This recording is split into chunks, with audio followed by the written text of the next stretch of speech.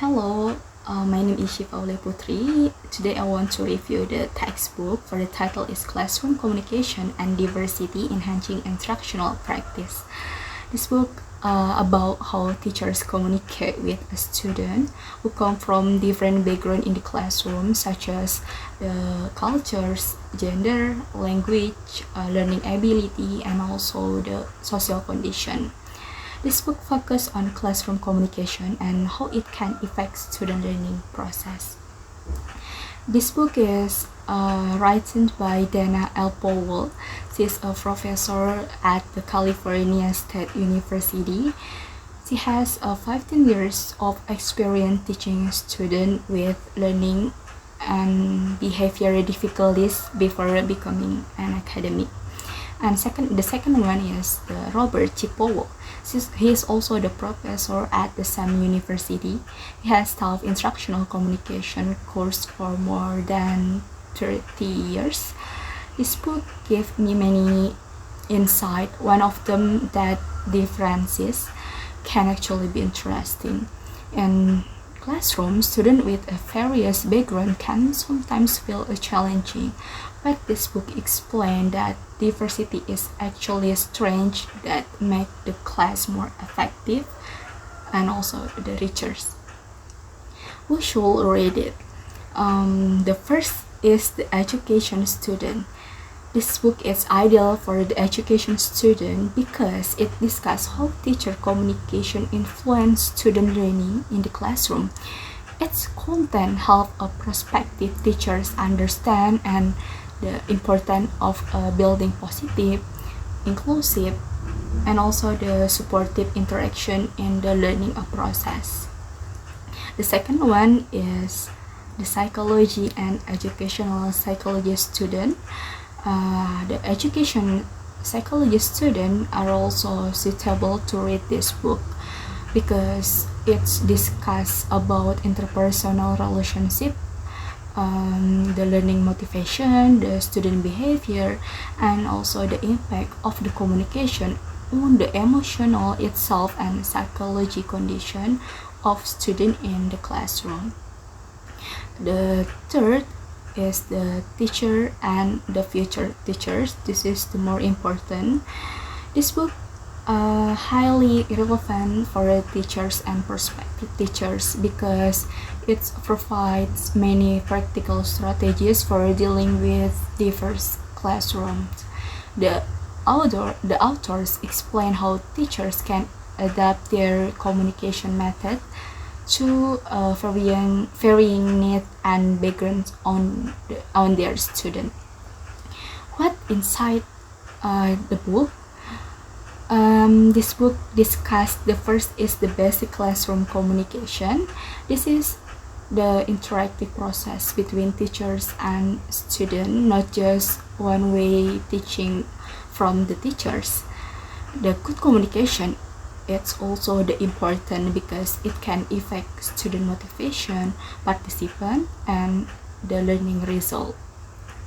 The book also talk about the student diversity, including differences in cultures, race, and ethnicity, learning style, and the special needs student.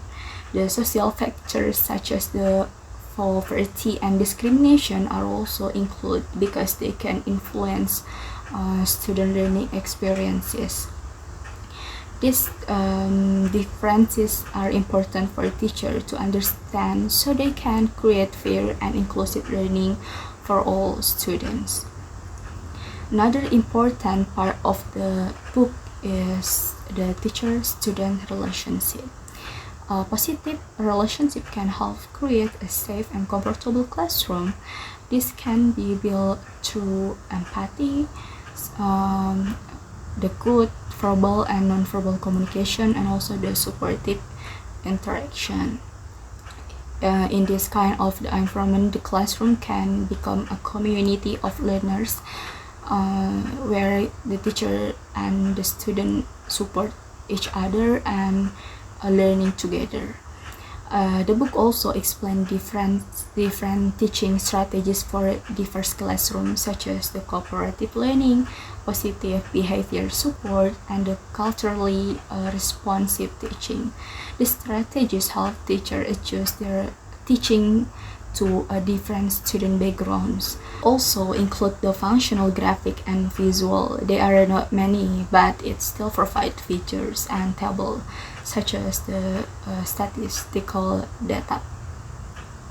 Okay, why I choose this book or this textbook? The first is relevant to modern education. The modern classroom are becoming increasingly diverse, with students coming from different cultural background, and also the learning style, language, and social experiences. This book helps readers their communication and teaching practice to create a more inclusive in today's digital era. The combined theory and real classroom practice. This book doesn't not only explain theory about classroom communication, but also connect them with a practical teaching strategies that can be applied directly in the classroom.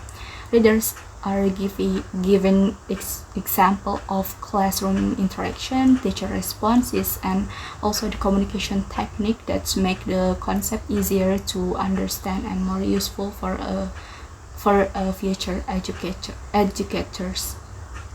The another recommend of this book is the strong connection between psychology and the communication in education. The authors explain how the communication affects student motivation, self-confidence, participation, and also emotional comfort, and the classroom behavior. Because of this, the book feels different than an ordinary teaching guide and becomes especially interesting for student and education psychology. Rather than focusing only on academic, especially achievement, the book encourage teacher to understand student as individuals with a different emotion, experience, and the challenge. This humanistic approach make this book meaningful, and also remind the educators that positive relationships are an essential part of the success learning and teaching. This book also gives significant attention to inclusive education and diverse student needs. It discusses students with a special need, learning disability, and also the social interaction in a classroom. So the authors emphasize every student deserves equal opportunity to learn and feel accepted, and teachers play an important role in creating that super environment. Next is a weakness. So the first is a limited visual and illustration. This book has minimal visual and interesting illustration because it's focused on the academic content and also the educational theories. The second one is the most used Western or the American perspective. Most of the educational example and perspectives in book come from American, like in classroom, use of social media such as Twitter or Facebook in learning are very much based on trend in technology use in American schools. And the second is repetitive explanation in someone section. A few ideas about communication and diversity are repeated throughout the book, which can make certain chapters feel repetitive. For example, the author often repeats the basic definition what communication is and what diversity is at the beginning of almost every chapter.